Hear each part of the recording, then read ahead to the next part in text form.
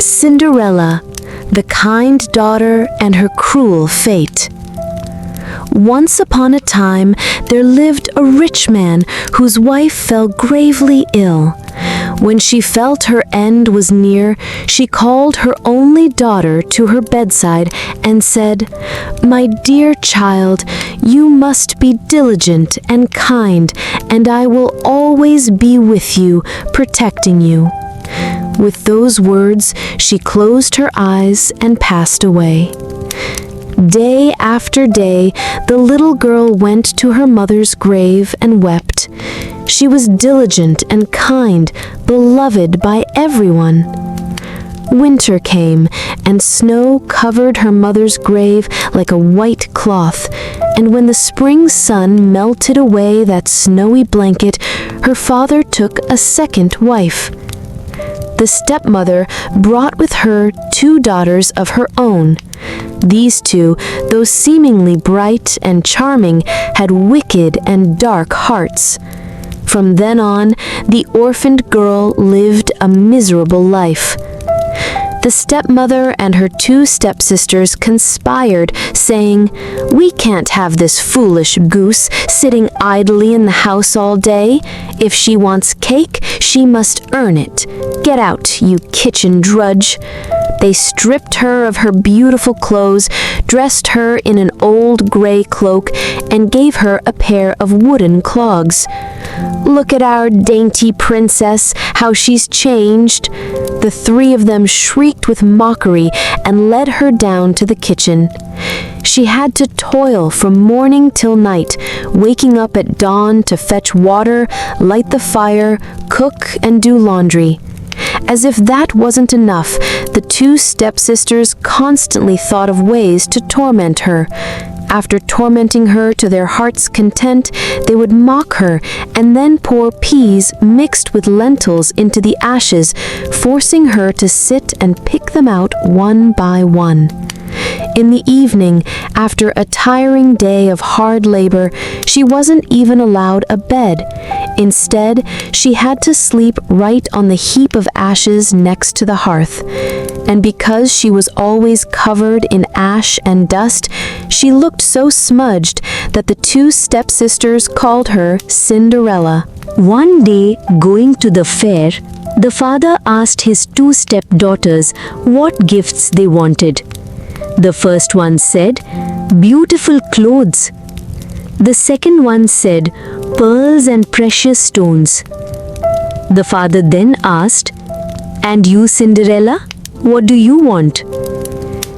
"Dear father, on your way back, please break off any branch that brushes against your hat." The father bought the 2 stepdaughters beautiful clothes, pearls, and precious stones. On his way back, as he rode his horse through a green bush, a hazel branch brushed against him and knocked his hat to the ground. He broke off that branch and brought it home. Upon arriving, he gave his stepdaughters the gifts they had requested and handed Cinderella the hazel branch. Cinderella thanked her father, went to her mother's grave, planted the hazel branch by the grave, and wept bitterly, her tears watering the newly planted branch. The branch took root, sprouted, and soon grew into a tall tree. Every day, Cinderella visited her mother's grave 3 times, weeping and praying to her mother. And each time, a white bird flew down and perched on a branch. Whenever Cinderella expressed a wish, the bird would drop down whatever she desired. One day, the king announced a 3-day festival, inviting all the most beautiful maidens in the land for the prince to choose a bride. The 2 stepdaughters, hearing that they too were invited, rejoiced and called Cinderella over, telling her, "Quickly, comb our hair, polish our shoes, and tie our laces tightly so we can go to the ball at the king's palace."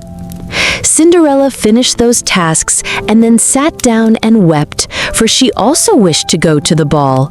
She pleaded with her stepmother to let her go. The stepmother said, You, Cinderella, covered in dust and dirt, daring to go to a ball? You have no shoes, no clothes, and you want to go dancing." Cinderella implored, and the stepmother said, "I've just poured a bushel of lentils mixed with ashes. If you can pick them all out in 2 hours, then you may go." The girl went through the back door into the garden and called out, "Kind doves, gentle turtle doves, all you birds of the sky, fly here and help me pick. Good beans into the pot you'll throw, bad ones to the birds' craws will go." Immediately, a pair of white doves flew through the kitchen window and swooped down, followed by the turtle doves, and then all the birds of the sky descended around the pile of ashes. The doves cooed and began to peck rapidly, pick, pick, pick, putting the good grains into the pot. In less than an hour, the birds had finished picking. Done. The birds took flight again. The girl took the beans to her stepmother to see, secretly rejoicing, believing that she would surely be allowed to go to the ball. But the stepmother said, "It's useless, child. You cannot come along, for you have no dress to dance in. Do you expect us to be ashamed because of you?" With that, she turned her back and with her 2 arrogant daughters hurried away. When no one else was home, Cinderella went to her mother's grave, stood under the hazel tree, and called, "Tree, O tree, shake and sway, drop silver and gold for me today."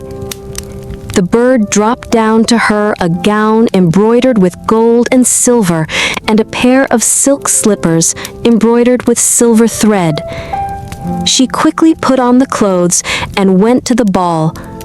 Her stepmother and 2 stepsisters did not recognize her, believing she was a princess from a faraway land, for she looked so beautiful in her golden down. The mother and daughters never suspected it was Cinderella, convinced she was at home, busy picking beans from the ashes. The prince approached her, took her hand, and danced. The prince did not want to dance with anyone else and refused to release her hand. If anyone came to ask her to dance, he would say, "She is my dance partner." When evening came and she wished to go home, the prince said, "Let me accompany you. I wish to take you home." He desperately wanted to know whose daughter this beautiful maiden was. Near her house, she pulled her hand from the prince's and leaped into the dovecote. The prince waited and waited, and when her father arrived, he told him about the strange girl who had jumped into the dovecote. The old man thought, could it be Cinderella? Then he took an axe and a billhook and split the dovecote in half, but there was no one inside. When they returned home, they found Cinderella in her smudged clothes, lying on the pile of ashes, with a dim oil lamp burning by the fireplace. It turned out Cinderella had leaped like lightning from the dovecote, ran to the hazel tree, took off her beautiful clothes, and left them on the grave. The birds swooped down and carried them away. Then she put on her gray cloak again and lay on the pile of ashes in the kitchen as before. The next day, the ball opened again. When her father, stepmother, and 2 stepsisters had left, Cinderella again went to her mother's grave and said to the tree, "Tree, O tree, shake and sway, drop silver and gold for me today." The bird again dropped down for her a gown more splendid than the day before. She wore that gown to the ball. When she appeared at the ball, she shone with such brilliance that everyone stared in awe. The prince, who had been waiting for her, immediately took her hand and danced only with her. If anyone else came to ask her to dance, he would say, She is my dance partner." When night fell, she asked to leave. The prince intended to accompany her home, but she darted away like an eel, and the prince could not keep up. The prince thought of a plan. He ordered pine tar to be spread on the stairs, so when she leaped up the stairs, her left slipper got stuck. The prince picked it up and examined the tiny, beautiful slipper made entirely of gold. The next day, the prince brought the slipper to her father and declared, "I will take only that person as my wife whose foot fits this slipper." The two stepdaughters were overjoyed, for both had beautiful feet. The elder daughter took the slipper into her room to try it on in front of her mother, but she could not fit her big toe into it, for the slipper was too small. Her mother immediately handed her a knife and said, "Just chop off your big toe. When you are queen, you won't need to walk anyway." She promptly cut off her big toe, forced her foot into the slipper, and endured the pain to present herself to the prince. The prince accepted her as his bride and lifted her onto his horse to ride home together. Along the way, they had to pass the grave, where a pair of doves perched on the hazel tree sang, "Ruckety-cluck, ruckety-cluck, blood seeps from the shoe. The foot is too long, the true bride is still at home." The prince glanced down at her foot and saw blood still oozing out. He immediately turned his horse back, took the false bride home to her parents, and said, "This is not the true bride either. Does this family have any other daughters?" The father replied, "No, Your Highness. My first wife, when she passed away, left one daughter who is pale and smudged. She would not make a bride." The prince insisted that the girl be called out. The stepmother interjected, "Your Highness, that cannot be. She is too dirty to be presented to Your Highness." The prince stubbornly insisted on calling Cinderella. She washed her face, hands, and feet, and then bowed to the prince. The prince offered her the golden slipper. She sat on a stool, took her foot out of her heavy clog, and put her foot into the slipper, which fit perfectly. When she stood up, the prince looked at her face and immediately recognized the beautiful girl he had danced with, and he exclaimed, "This is the true bride!"